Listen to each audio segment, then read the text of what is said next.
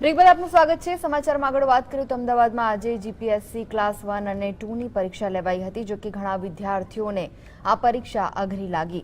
અમદાવાદના કુલ 47 સેન્ટર પર આ પરીક્ષા લેવામાં આવી, જેમાં કુલ 12,516 ઉમેદવારોમાંથી 10,383 ઉમેદવારો મેઇન પરીક્ષામાં બેઠા હતા। મહત્વનું છે કે ગુજરાત હાઈકોર્ટે આદેશ બાદ પરીક્ષા જાહેર કરાઈ હતી, જેમાં 12,516 ઉમેદવારો પરીક્ષા માટે લાયક ઠેરવ્યા હતા।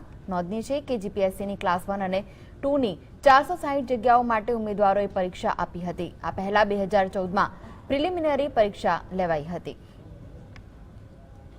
पर्यावरण रिलेटेड प्रश्न વધારે હતા, થોડા ભૂકંપ ઉપરના પણ ધરતીકંપ રિલેટેડ પ્રશ્નો વધારે હતા, પરંતુ પુસ્તક કરતા પ્રશ્નો થોડો પૂછવાની સ્ટાઇલ થોડી જુદી હતી, તો મૌલિક રીતે લખવા પડે રીતના હતા, પુસ્તક પર આધારિત ન હતા। જે રીતના હોવું જોઈએ એવું ટ્રિકી પેપર હતું અને આપણે જો પોતાનું એક થિંકિંગ ડેવલપ કર્યું હોય તો આપણે વ્યવસ્થિત રીતે પેપરને એટેન્ડ કરી શકીએ એવું હતું। એટલે તમે કંઈક રટ્ટો માર્યો હોય તો એવું બને નહીં કે એમાંથી તમે લખી શકો।